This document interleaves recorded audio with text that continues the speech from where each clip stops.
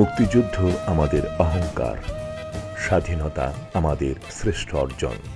মহান মুক্তিযুদ্ধ বলতে আমরা সাধারণত 1971 সালের 26 মার্চ হতে 16 ডিসেম্বর সময়টাতে সংঘটিত যুদ্ধকে বুঝি।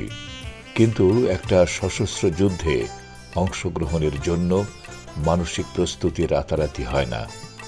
একজন ত্যাগী এবং জনগণের আস্থাভাজন নেতৃত্ব সর্বস্তরের জনগণের মধ্যে কেন এই যুদ্ধ তার যৌক্তিকতা তুলে ধরে ধাপে ধাপে জনগণকে মুক্তিযুদ্ধের জন্য প্রস্তুত করে বঙ্গবন্ধু শেখ মুজিবুর রহমান।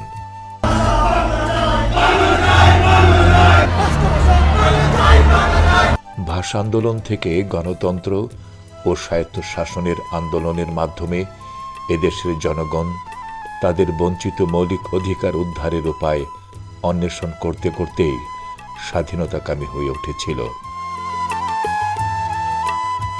তাই 1966 সালের 6 দফা আন্দোলন এদেশবাসী আন্তরিকভাবে গ্রহণ করেছিল।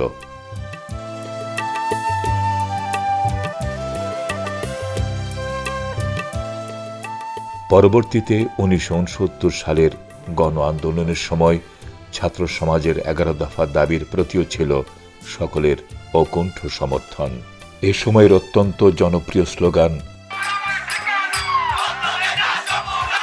উর্দু না বাংলা, বাংলা বাংলা মানুষের মনকে দারুণভাবে স্বাধীনতা আন্দোলনে উদ্বুদ্ধ করেছিল। তখনকার আন্দোলনের সময় সেনবাগের ছাত্র জনতার উপর পুলিশ গুলি চালিয়েছিল 1969 মার্চ মাসে।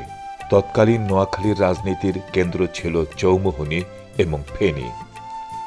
চৌমুহনী কলেজে অধ্যয়নরত সেনবাগের ছাত্রদের বৃহত্তম অংশ স্বাধীনতা আন্দোলনের সাথে জড়িত ছিল এবং নেতৃত্ব দিয়েছিল। ঢাকা এবং চট্টগ্রামে অধ্যয়নরত কয়েকজন ছাত্রনেতা সবসময় যোগাযোগ রাখতেন এবং আন্দোলনের গতি প্রকৃতি সম্বন্ধে অবহিত করতেন। বাঙালির স্লোগান সব কথার শেষ কথা বাংলার স্বাধীনতা। বীর বাঙালি অস্ত্র ধরো, বাংলাদেশ স্বাধীন করো, জয় বাংলা স্বাধীনতা যুদ্ধের জন্যে সর্বস্তরের জনগণকে অনুপ্রাণিত করেছিল। মহান নেতা বঙ্গবন্ধুর নির্দেশে জনগণ তখন এমনই ঐক্যবদ্ধ যে 71 মার্চ মাসে কোনো সরকারি অফিসেও পাকিস্তানের পতাকা ওড়েনি। ঐতিহাসিক 7 মার্চের রেসকোর্স ময়দানের ভাষণে মুক্তিযুদ্ধের দিক নির্দেশনাও তিনি দিয়েছিলেন। এবারে সংগ্রাম আমাদের মুক্তির সংগ্রাম, এবারে সংগ্রাম স্বাধীনতার সংগ্রাম। আর যদি একটা গুলি চলে প্রত্যেক ঘরে ঘরে শুল্ক করে তোলো। তারপর এলো সেই 25 মার্চের কালো রাত্রি। পাকিস্তানি হানাদার বাহিনী নিরস্ত্র বাঙালি হত্যাযজ্ঞে মেতে উঠল সেদিন।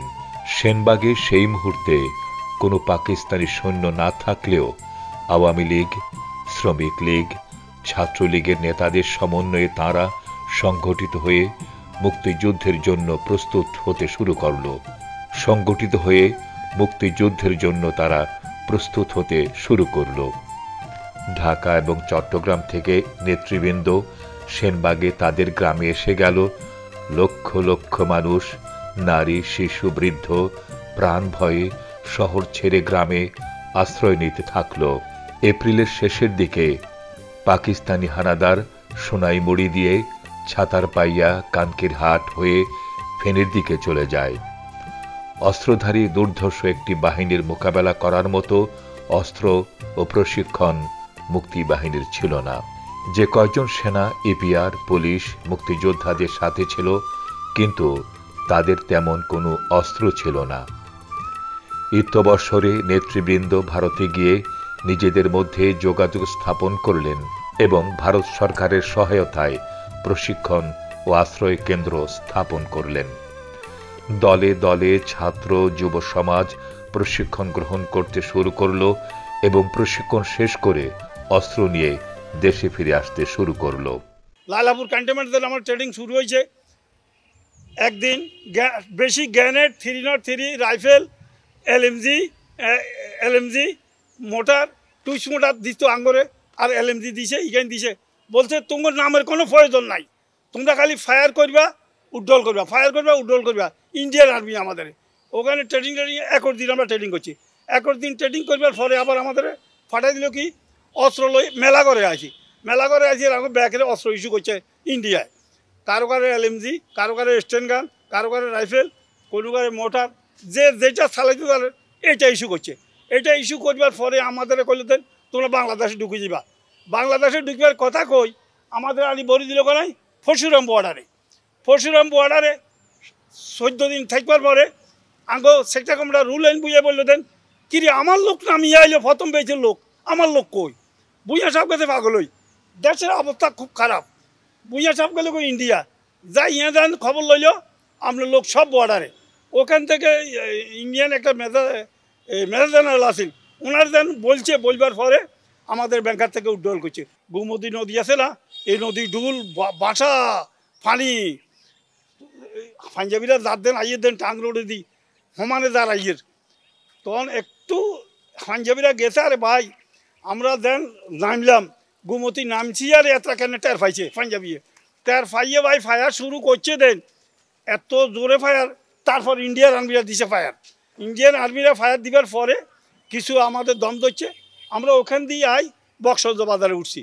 বক্সজ বাজারে উঠছি আর রুলাইন ভুঁইয়া গেছে আগে সেক্টর কমান্ডার রুলাইন ভুঁইয়া উনি যাই বলে দেন তোকে কোনো ক্ষতি হয়েছি না, আমরা কোনো ক্ষতি হয় না। তখন উড্ডল করি এইটা সাইডন দিয়ে মগ্গা বাজারে গেছি আরে শুক্র বাজার রেজাগারে গলে আর বেলে ফাইয়ে ইয়ারে দিবেন রাতে না এরপরে লই খালি বিতে দিন আমি ওই সাইডনকে বাড়িতে গেছে যাই। হে ছেলেটা কোনো কিছু করে না, খুব ভালো একটা বডি ফিট ছেলে আছে, কয় মুক্তিযোদ্ধা হায় দিছে গুলি করি জানে এ লগলা মারা গেছে ছেলেটাই গেলে। রুহুল আমিন ভূঁইয়া প্রথম ট্রেনিং নিয়ে অত্যন্ত স্বল্প সংখ্যক মুক্তিযোদ্ধা নিয়ে দেশে আসেন এবং তৎপরতা শুরু করেন। তাকে 2 নম্বর সেক্টরের সাব জোনাল কমান্ডার হিসাবে নিয়োগ দেয়া হয়েছিল। দেশে আসার রাতে সেনবাগের মুক্তিবাহিনীর সাথে ফেনী, বেগমগঞ্জ, লক্ষ্মীপুর, রামগতির মুক্তিযোদ্ধারাও ছিলেন। গুণবতী পার হওয়ার পর সাতবাড়িয়ার জলা পারাপারের জন্য নৌকা আসার কথা ছিল, কিন্তু আগের দিন গুণবতী ক্যাম্পের পাকিস্তানি আর্মি সাতবাড়িয়া গ্রামে অভিযান পরিচালনা করে এবং কয়েকটি বাড়িতে অস্ত্র দিয়ে কয়েকজন লোককে হত্যা করে এবং কয়েকজনকে ধরে নিয়ে যায়। ফলে গ্রাম জনশূন্য হয়ে পড়েছিল। মুক্তিবাহিনীর কয়েকজন সাঁতরে জল পার হয়ে উপরে গিয়ে কয়েকটি নৌকা এনে সকলকে পার করেছিল। ফেনী এবং নোয়াখালীর প্রায় 135 জন মুক্তিযোদ্ধা সে রাতে সেনবাগের যোদ্ধাদের সাথে ছিল। সেখান থেকে হেঁটে সবাই গাজীরহাট বাজারের পূর্ব দিকে লক্ষ্মীপুর গ্রামের এক পরিত্যক্ত বাড়িতে ওঠে। আমরা এগুলো যুদ্ধ করছি সেনবাগে, তো আমরা বোট করে উড়াইছি। যেদিন বোট করে যেন উড়াই সেদিন আমি হিসুলকে পড়ে গেছিলাম ধাক্কাল দকে পড়ে আমার একটা কাটা গেছে ইয়াতে গেলাছে তো জমির মধ্যে। তো এই অবস্থায় স্যার ওই মুক্তিযুদ্ধ আর বাড়িতে ছিল। সিরিনা যুদ্ধ তো লাগে রাতকে 4টার সময় হেরা চলে আসে সিরিনা আসে। সিরিনা দোয়ান টোয়ান ভাঙিয়া দেখে হেরা পেপসি খার, কেউ সিগারেট খার, কেউ ইয়া খার মুড়ি খার। আমি গড়ে ফোটাম আর ঘর 17 জন মুক্তিযুদ্ধ ফোটাম। আমি মুক্তিযুদ্ধ খাওয়া যাবে যে বেলায় বেটার বেগ কইছি না। আর ঘরে এই যুদ্ধ শেষ হয়ে আমার কাছে ছিল। সে ছিন্ন যুদ্ধ হওয়ার পরে আর কেউ ছিল না। তো এগুলো খাওয়াইছি আর যাই দেখি আর বাড়ি এলে বাড়ি আমার কত আমার ট্রেনিং আছে, আমরা বিএলএফ ট্রেনার, যে কত দূর থাকলে আমরা বাঁচতে পারবো। তো আমি দেখলাম হেরা বহুত দূর আসে বাঁচতে পারবো।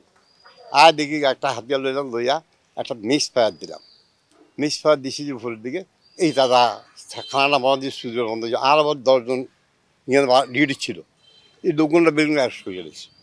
অ্যারেস্ট করার পর এক গুলি দেওয়ার পরে হেরা যার পজিশন চলে গেছে ছায়া দিয়ে হেরা বাইকছে, হেরা বাইকে গেছে গা, কেউ হাতিয়ার নিচে কেউ নিতে পারে না। একটা লোকের অ্যারেস্ট করে গেছে, ওই ছেলেটারে পাইনি আমরা।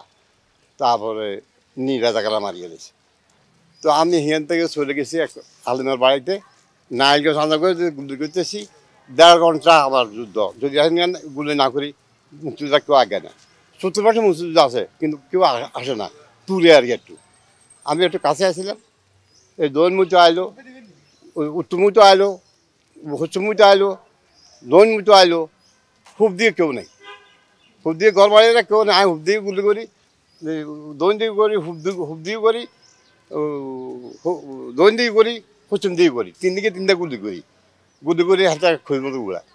এই দুটো করতে দাদা 5টা পর্যন্ত ছিলাম। শুক্রবার দিন ছিল সেদিন। তো ভাতসালা জানো অফ করার পরে আমি সব আশেপাশে বাইর করে দিয়েছি বাড়ির থেকে। তারপর 3-4টা বাড়ি ছুটিয়ে আছে, 2-3জন লোকেরা মারিয়ে দিয়েছে 7জনের। এরা গাড়ি ছাড়ি জানা, তারা বাড়ি ছাড়ি কই যাবো কেউ জানে না, সব বেঁচে গা। আমরাও দেশ চাইছি, আর গ্রামে আসেনি। আমি কিন্তু গ্রাম চাইনি, গ্রাম আসে না। রাতে বেগমগঞ্জ, লক্ষ্মীপুর, রামগতি, হাতিয়া এবং ফেনীর মুক্তিযোদ্ধারা তাদের নিজ নিজ এলাকায় চলে যান। সেনবাগের 58 জন মুক্তিযোদ্ধা 6টি আশ্রয় কেন্দ্রে চলে যান। এই দিনটি আমাদের মুক্তিযুদ্ধে একটি গুরুত্বপূর্ণ দিন। সেই দিন সিঙ্গেল লাইনে 10 থেকে 15 ফুট দূরে হেঁটে দিনের বেলায় এলাকায় আসতে এলাকায় রটে যায় যে কয়েক হাজার মুক্তিযোদ্ধা দেশে ফিরে এসেছে। ভারতে যে আমার নেতা ছিল ফজল করিম পাটোয়ারি, উনি আমাকে নিয়ে এই মুক্তিবাহিনীর ক্যাম্পে নিয়ে আমাকে ঢুকেছে আসাম লোয়ারবন ক্যাম্পে। আমার কমান্ডার ছিল মাহমুদুল্লাহ। আমরা তখন পরশুরাম দিয়ে আমরা বাইরে এখানে।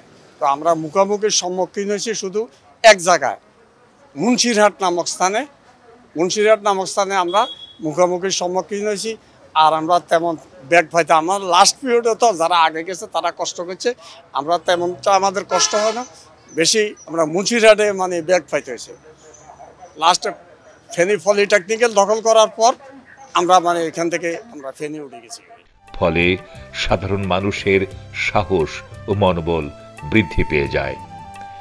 এ সময় ঘটে যায় আরও কিছু মানবিক বিপর্যয়। ঢাকা, চট্টগ্রাম সহ বিভিন্ন শহর থেকে হাজার হাজার লোক প্রাণ ভয়ে তাদের নিরাপদ আশ্রয়ে যাবার জন্যে হেঁটেই রাস্তায় বেরিয়ে পড়ে। পাক বাহিনী বা তাদের অত্যাচারে আমরা সহ্য থেকে আমরা ভারতে চলে গেছি। ভারতে যে আমরা ট্রেনিং নিছি, ট্রেনিং নিয়ে ভারতের থেকে আসি আমরা বাংলাদেশে আজ যুদ্ধগণ করছি। আমরা সাজোটায় 3জন এক বাড়ির লোক ছিলাম। একটার নাম মমিন, আমার নাম আমিনুল্লাহ, সেরাজলক আছে। তো মমিন ওই যে সিলিন্ডার যুদ্ধে তার সাথে মুখোমুখি যুদ্ধে তখন নাম মমিনকে মানে সেইখানে আহত হয়েছে। আহত অবস্থায় আবার তারা ধরে নিয়ে আমার কথা নিয়ে মারি ফেলাইছে। কথা নিয়ে রাখছে, আর করতে পারলাম না। আল্লাহ আমাদেরকে কিছু রাখছে। অনেক দিন ধরে আবার এখানে পাক বাহিনীর সাথে যুদ্ধ অংশগ্রহণ করছি। সেনবাগ থানার ভিতরে আমরা 49 জন লোক আমরা মুক্তিবাহিনীতে গেছি এবং মুক্তিবাহিনীতে নাচি। আমরা শ্রমিকেরা এখান থেকে যাই আমরা আবার সেনবাগ আছি। হাফলংয়ের ট্রেডিং দেওয়ার হর আবার আমরা দেশে আমাদের নামছে। আবার আমরা যেমনি গেছি এমনি আমাদের দেশে নামছে। রুহুল আমিনের নেতৃত্বে আমরা আজ সেনবাগে আমরা আজ কানকি সাতারবাড়িয়া এখানে আমরা আশ্রয় রয়েছি। এখান থেকে আমাদের বাড়ি এবং সেনবাগের রাস্তার মাথায় এখানে রেজাকার থাকাতে আমরা দেশে বাড়িতে আসতে পারি নাই। আমরা আসিলাম সিলিঞ্জা বাজার লই এসিটা কানকিলো, এখানে আমরা ছিলাম। এবং আমরা 7-3 জন আমরা একই বাড়ির। আর আমাদের গ্রুপে আমরা 10 জন। আমাদের কমান্ডার হেসুমে ছিল আব্দুল খালেক বলে নাম, আদমসির এক শ্রমিক নেতা। আর এখান থেকে আমরা হাঞ্জাবির লগে রেজাকার লগে ফার্স্ট যুদ্ধ করছি আমরা সেনবাগের রাস্তার মাথায়। তারপর তৃতীয় যুদ্ধ করছি আমরা আবার সেনবাগ ক্যাম্পগিরা করছি। এবং তারপরে মজদুর আমাদের সাথে বিরাট তার লগে লড়াই যুদ্ধ হয়েছে। এবং প্রথম ফার্স্ট যুদ্ধ হয়েছে আমাদের সিলিঞ্জা বাজারে আমার এই জ্যাঠতো ভাই মমিনকে ধরে লই গেছে গো, অ্যাক্সিডেন্ট অবস্থায় ধরে লই গেছে গো। এবং তার ভিতরে রেজাকারও কিছু আছে আমাকে দেশীয়, ওরা দেখিয়ে মমিনের ধরে আহত অবস্থায় তারা লইয়া গেছে মমিনের এক কথা নিয়ে রাখছে, কথা নিয়ে মারছে আর মারিয়ে লেছে, আর রাখে নাই। তারপরে আমাদের দেশে এক মকু রেজাকার বলি আর নাম আছিল, এ মমিনকে চিনে মমিনের ধরি হেরা লই গেছে। আমরা তো বা যেমনি যান বাঁচাই কোনো রকমে বা এদিকে যুদ্ধ করি আমরা চলে গেছি। পাকিস্তানি বাহিনীর ভয়ে রেলপথ ও সড়ক পথ ব্যবহার করা সম্ভব ছিল না। সারা দেশে জনগণ স্থানীয়ভাবে সংগঠিত হয়ে তাদেরকে খাবার, ঔষধ ও আশ্রয় দিয়েছিল। সেনবাগের জনগণও এ কাজে সার্বিক সহায়তা দিয়েছিল। 25 মার্চ রাত্রে রোজ বৃহস্পতিবার রাত্রের আনুমানিক 10টার সময় অতর্কিতভাবে হামলা, চারিদিকে হামলা, শুধু গুলি আওয়াজ। আমরা 26শে মার্চ রাত্রে 30 মার্চ আমরা ভোরবেলা আমরা পায়ে হাঁটা দেশে থেকে ঢাকা থেকে রওনা দিছি। আমাদের পা ফুলে এরকম প্রায় 5-6 দিন লেগে গেছে। ঢাকা থেকে পায়ে হাঁটা আমরা আসছি, পা ফুলে এরকম। দেশে আসছি, গরম পানি ডালছি বা দেশে কাজকর্ম চলতেছি ফিরতেছি। তখন আমাদের রুলেন ভাই আমাদেরকে একত্র করলেন যে যারা ঢাকা ছিল তোমরা আসো যুদ্ধে। তো আনুমানিক এপ্রিল মাসের শেষের দিক দিয়ে আমি ভারতে চলে যাই। ভারতের সত্যগলায় গেছি, সত্যগলাতে রাজনগরতে ফেনী ক্যাম্পে, ফেনী থেকে ডাইরেক্ট অম্পিনগর ট্রেনিং সেন্টারে। সেখানে আমি ট্রেনিং দিলাম। আমার ট্রেনিং সেন্টারের নাম অম্পিনগর। চার্লি কোম্পানি 1 নম্বর টেন্টে আমি ছিলাম। সেখানে আমাদের ওস্তাদের নাম ছিল টিপি থাপ্পা। সেখান থেকে ট্রেনিং শেষ করবার দেশে চলে আসছি। আমি অনেক যুদ্ধে অংশগ্রহণ করেছি। তোর মধ্যে বিখ্যাত যুদ্ধ আমার হলো সেনবাগ রাস্তার মাথা। রাত্রে আনুমানিক 1টা কি 1:30টার সময় আমাদের রুলেন ভূঁইয়া এবং মাহমুদুর রহমান বেলায়েত ভাই আমাকে রাত্রে খবর দিয়েছে আজিজপুর প্রাইমারি স্কুলে। সেখানে আমি রাত্রে গেছি। আমাকে দায়িত্ব দিল রেকি করতে সেনবাগ রাস্তার মাথা। রেকি মানে আমাদের যুদ্ধ গেলে একটা ভাষা। রেকি করতে গেছি, তখন যাই দেখি যে এই যে আমি বাংলাভাবে কথা বলি, বাসটাকে চোক্কা কইরা বাস কাটা বাস চোক্কা করে খালের মধ্যে গাড়ায় রাখছে। এখন কোরলিং করে যাব, সে রাস্তা নাই। সেখান থেকে কী করলাম, কারোর নির্দেশ নাই, ওই বাসে কোরলিং করে আমি বাসের কঞ্চিগুলো উঠাইলাম। উঠে সমস্ত কাদাটা আমার সমস্ত ছেলে গেছে। যা বেলাল বললাম, ভূঁইয়াকে বললাম যে এই অবস্থা, 2 জন মুক্তিযোদ্ধা মারা গেছে। একটা হলো মোহাম্মদ আলী, একটা হলো আবু তাহের। তারপর মোহাম্মদ আলী মারা গেছে, সে বীর বিক্রমে গ্যানেট চার্জ করতে গেলে ব্যাংকারে, বীর বিক্রমভাবে গ্যানেট চার্জ করতে গেলে ব্যাংকারে। সেখান থেকে তারা ফায়ার করে মারা ফেলেছে। আবার রাজাকার মারা গেছে প্রায় 33-34 জন, আনুমানিক 33-34 জন হবে। এই রাস্তার মধ্যে যুদ্ধ আমার ভয়ানক একটা স্মরণীয় ঘটনা। আমরা সব মানে যার যার অবস্থানে দিনে বাদ করতেছি, সবাই আমরা মানে আত্মগোপন করে আসি। দেখলাম যে ফায়ার হতেছে। কী রে ফায়ার হতেছে কেন, কোথায় ফায়ার হতেছে, মানে কোনদিন আক্রমণ করতেছে। এখন মানুষ ধরতেছে, কী হয়েছে সিলোনিয়া ফায়ার হতেছে, মুক্তিযোদ্ধাকে ধরে ফেলাতেছে। কি মুক্তিযোদ্ধাকে ধরে ফেলাতেছে? যখন মুক্তিযোদ্ধাকে ধরে ফেলাচ্ছে খবরটা শুনলাম, শুনলে প্রথম দাঁড়িয়ে গেছে বীর দৌড়ে চলাম। চলো আমার গ্রুপে বললাম যে তোমরা ওদিকটা কমান্ডারের নির্দেশ মানিও না, আগে মুক্তিযোদ্ধার রক্ষা করো, সিলোনিয়াকে যুদ্ধ হইতেছে। আমি আমার 2-3 জন নিয়ে চলে তোরা আমার সাথে চল। আর আমার সঙ্গীকে বললাম যার যার মতো সে যে অবস্থান নাও। আসা দেখলাম যুদ্ধ শুরু হইতেছে, তখন আমরা সেখানে অবস্থান করছি। আমরা মানে তখন ফায়ার করা শুরু আর কি, মানে সর্বদিক থেকে মুক্তিযোদ্ধারা আক্রমণ করা শুরু করছে। আমাদের অতর্কিত আক্রমণে তারা পলাইতে বাধ্য হয়েছে। হানাদার বাহিনী কানকিরহাট মাতৃমঙ্গল কেন্দ্রকে ক্যাম্প হিসাবে ব্যবহার করতে পারে এই সংবাদ পাওয়ার পর সেটাকে মুক্তিবাহিনী ধ্বংস করে ফেলে। এতে পাকিস্তানি হানাদার বাহিনী এবং তাদের দোসররা আরও ভীত হয়ে পড়ে। 7 মাসের ভাষণের পরেই আমরা যারা ছাত্র সমাজ ছিলাম, উনার ভাষণের কথার উদ্বুদ্ধ হয়ে আমরা তখন দেশকে স্বাধীন করার জন্য ভারতে যাই। ভারতে প্রথম সেখানে উদয়পুর ছিলাম। উদয়পুর থেকে 2 দিন পরে আমাদেরকে নিয়ে যায় আমরা ট্রানজিট ক্যাম্পে। ওই ট্রানজিট ক্যাম্পে আমরা সেখানে থাকি, আমাদেরকে নিয়ে যায়। আমি ট্রেনিং দিয়েছি অম্পিনগরে 2 নম্বর সেকশানে। সেখানে 28 দিন ট্রেনিং দেওয়ার পরে আমরা আবার উদয়পুর চলে আসি। সেখান থেকে আমাকে SLR দেওয়া হয়। আমি সেখানে 15 জনের একটা গ্রুপ কমান্ডার ছিলাম। সেখান থেকে আমরা বাংলাদেশে আসি। বাংলাদেশে আসার পর আমাদেরকে আমাদের 2 নম্বর সাব সেক্টর কমান্ডার, আমার কমান্ডার ছিলেন মেজর হায়দার সাহেব, সাব সেক্টর কমান্ডার ছিলেন জনাব মরহুম রুহুল আমিন ভূঁইয়া সাহেব, আমাদেরকে পাঠায়। তখন আমি চৌমোহনীতে, সোনামণিতে, তারপরে যে বগাদিয়া, হাঁফানিয়া এখানে যুদ্ধ করি। 1971-এর 6 ডিসেম্বর আমরা চৌমনিতে অপারেশন করি, 7 ডিসেম্বর নোয়াখালী স্বাধীন মুক্ত হয়।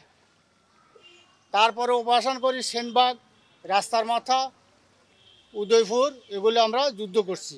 সেখানে আমাদের সেনাবাহিনী বা রাজাকার ওরা ছিল। আমি নিজেই প্রত্যক্ষদর্শী হিসাবে 2 জন রাজাকারকে রাস্তার মাথা আমরা গুলি করে হত্যা করি, আমি নিজেই। আগস্ট মাস থেকে মুক্তিবাহিনী আক্রমণাত্মক হয়ে ওঠে। তারা পরিকল্পিতভাবে সেনবাগ থানা, দরবেশের হাট ক্যাম্প, ডোমনাকান্দি ক্যাম্প, সোনাইমুড়ি ক্যাম্পের উপর আক্রমণ পরিচালনা করে। সেনবাগের বাইরে ফেনী, জমিদারহাট, সোনাইমুড়ি, চৌমুহনীতেও মুক্তিবাহিনীর টিম অপারেশন চালিয়েছিল। এর ফলে হানাদার বাহিনী ও তাদের দোসররা দুর্বল হতে থাকে এবং বিরাট এলাকা মুক্তিযোদ্ধারা শত্রুমুক্ত রাখতে সক্ষম হয়। 10 জনের গুরুর ভিতরে 1 জন শহীদ হয়েছে, 8-9 জন আমরা মাসি আছি। এসব বিভিন্ন জায়গা, বিভিন্ন রণাঙ্গনের, বেশি করে সিলুনিয়া যুদ্ধ, মজদুর যুদ্ধ, মজদুর প্রথম রেজাগার, পরে পাঞ্জাবি। মজদুর যুদ্ধ ভয়ঙ্কর অঙ্গলাই। এরপরে সেনবাগ করছি, সেনবাগের রাস্তার মাথায় করছি, মজদুর করছি, সিলুনিয়া করছি। তো মজদুর ভয়ঙ্কর ইসলাম মজদুর আমরা রেজাগার যতগুণ গেছে গহিয়ে গেল, বেগুর মারা গেছে এবং পরক্ষণে পাঞ্জাবি গেছে। পাঞ্জাবির লোক অত বড় যুদ্ধ হয়েছে, আল্লাহ রহমত, আল্লাহ আঙ্গুরও জয় করছে, আমরা জয় হয়েছি। সমনি যুদ্ধ আঙ্গলকে এরকম হয়েছে, 24 ঘন্টা সমনিতে আমরা একটু খাড়াতে ফানের ভিতরে একটু ফাইটি, তারপর আঙ্গ কমান্ডার অ্যাক্সিডেন্ট হয়েছে। সোনাইমুড়ি অপারেশনে আনসার কমান্ডার শহীদ হন। সমগ্র নোয়াখালী এমনকি ভোলা, চাঁদপুর, ফরিদপুরের শরণার্থী এবং মুক্তিযোদ্ধাদেরকে সেনবাগের যোদ্ধারা নিরাপদে সীমান্ত পারাপারে সহায়তা করেছিল। মুক্তিবাহিনী ও মিত্রবাহিনীর যৌথ অভিযানে ওই দিন হানাদারদের বিরুদ্ধে আক্রমণ পরিচালনা করে। 3 ডিসেম্বর রাতে মুক্তিবাহিনী কুমিল্লা নোয়াখালী মহাসড়কের কোম্পানিগঞ্জ সেতুটি মাইন বিস্ফোরণে উড়িয়ে দেয়।